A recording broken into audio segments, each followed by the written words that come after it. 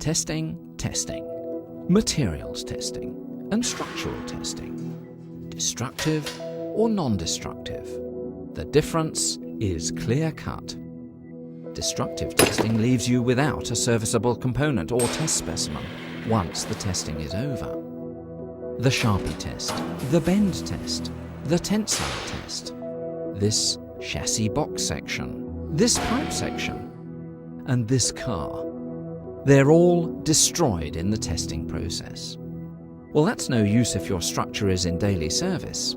So that's where non-destructive testing comes in.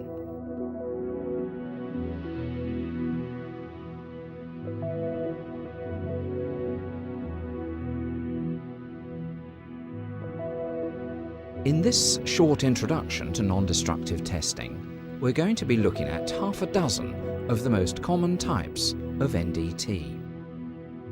And also take a glance at a few of the less traditional newcomers to the field. Well, let's get started with magnetic particle inspection. We use MPI, as it's known, to find surface and just beneath the surface discontinuities in ferromagnetic materials. And we do it by introducing a magnetic flux into the material. An ink containing extremely fine ferrous particles is applied to the surface of a ferromagnetic material, whilst a magnetizing field is applied. Flaws cause leakage of magnetic flux, which creates new magnetic poles. So the ferrous ink particles are drawn to the site of the flux leakage field disturbance, and the inspector sees it. There are a couple of types of MPI: color contrast and fluorescent. With color contrast, a very thin layer of white contrast paint is applied. Magnetic force is also applied and black ink sprayed on the surface. We blow the excess away and any defects or discontinuities show up black against white. With the fluorescent technique, we coat the component under inspection with a fluorescent medium while the part is magnetized. Under a fluorescent lamp, discontinuities or defects show up vividly as bright green. It's a more sensitive technique than the color contrast method. Now, liquid penetrant inspection works on non-ferromagnetic materials for locating surface defects only. We clean and degrease the component, then apply a brightly colored penetrant, which in due course is drawn into the surface breaking defects. After a specified period, the excess penetrant is wiped off and a powder developer applied. It works rather like blotting paper, drawing the penetrant out of the flaws so that they stand out in sharp contrast to the surrounding material.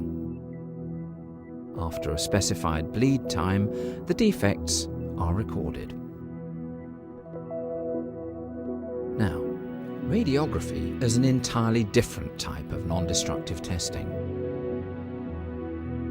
X-rays are produced by directing a stream of high-velocity electrons across an evacuated chamber against an angled target material. The X-rays pass through almost every material and can be detected by a sensitive film on the other side. However, a high-density material will absorb X-rays, while low-density materials allow a greater proportion of them to pass through. For radiographic inspection, there's no need for surface preparation before testing. But you do need to have access to both sides of the component. The film, which is highly sensitive to X-rays, is placed on one side, and the X-ray source is carefully located opposite. The X-rays pass through the component and create a latent image on the film on the other side. Any volumetric flaws or discontinuities in the component allow more of the radiation onto the film, and this creates a darker image on the radiograph. In recent years, wet radiography, which uses photographic films and traditional darkroom technology, has been overtaken by digital radiography. Now, digital radiography relies on the ability of certain substances to fluoresce when they are exposed to X radiation. The fluorescence that's emitted from the substance is made to create an analog electronic signal, which can be converted to a digital signal by means of an analog to digital converter. During testing, a fluorescent-coated surface is placed behind the test specimen.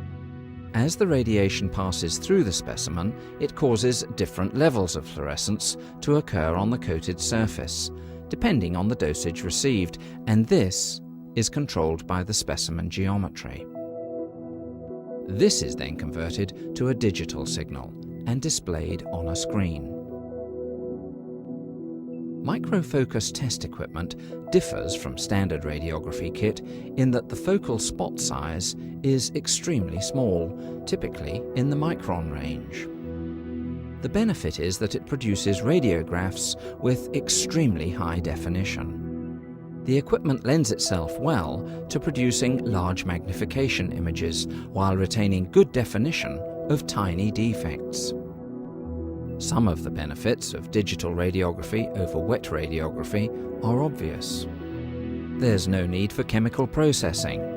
The exposure to image viewing time is shorter. The images are easily stored on a hard drive, and they can be easily manipulated and enhanced on a computer. Well, now let's look at ultrasonic testing. UT, as it's known, is actually a generic title for several different methods of generating and observing ultrasonic signals. They're all different, but use the same basic principle. They all use a signal above the audible frequencies, hence the word ultrasonic. This is passed from a probe into the component under investigation. The signal bounces or is reflected when it comes across a discontinuity. If we can measure how long the signal takes to return, knowing the speed at which it travels, we can tell where the discontinuity is.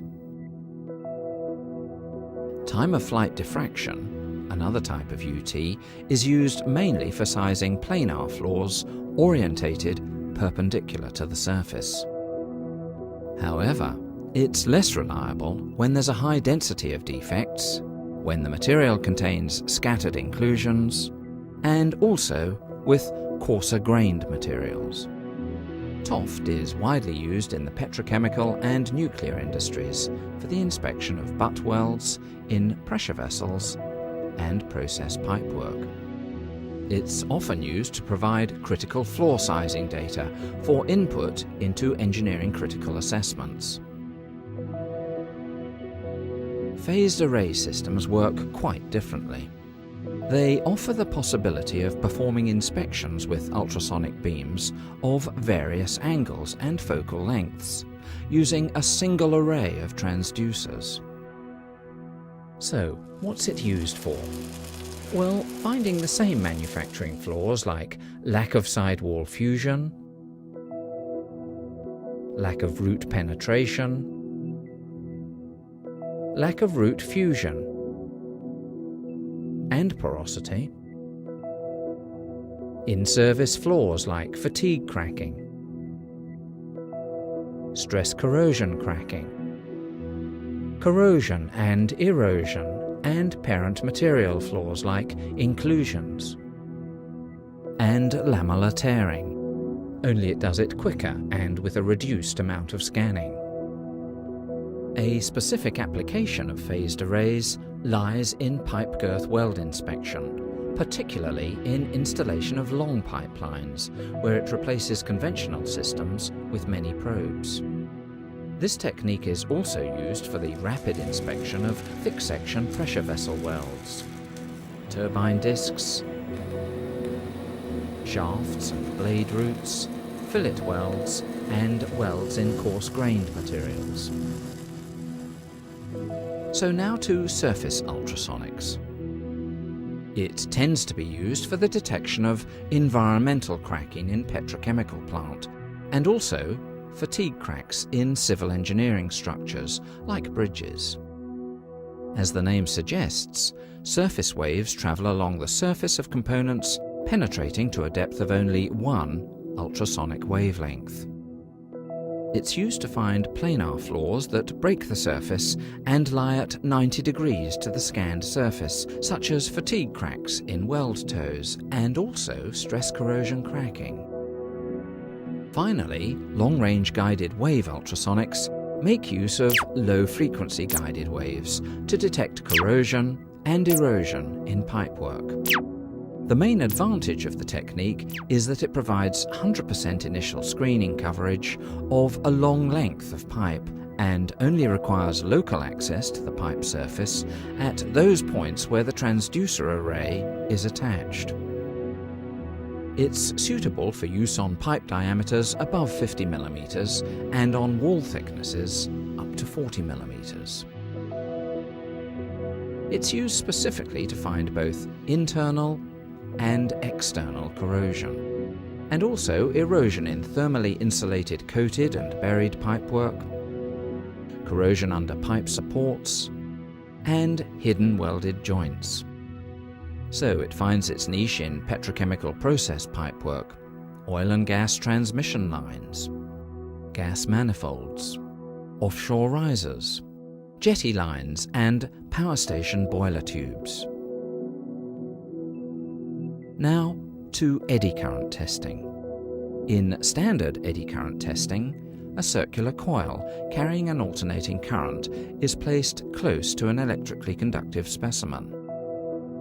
The alternating current generates a changing magnetic field which interacts with the test object and induces eddy currents.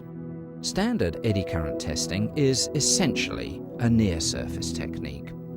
It's useful for detecting surface breaking or near-surface cracking and variations in material composition. Eddy current methods are used for surface inspection of both non-ferritic and ferritic materials. Eddy current penetration is deeper on non-ferritic materials, so it's also used for special applications with thin components, such as in the inspection of multiple layer airframe components for cracking or corrosion thinning. Lastly, to thermography.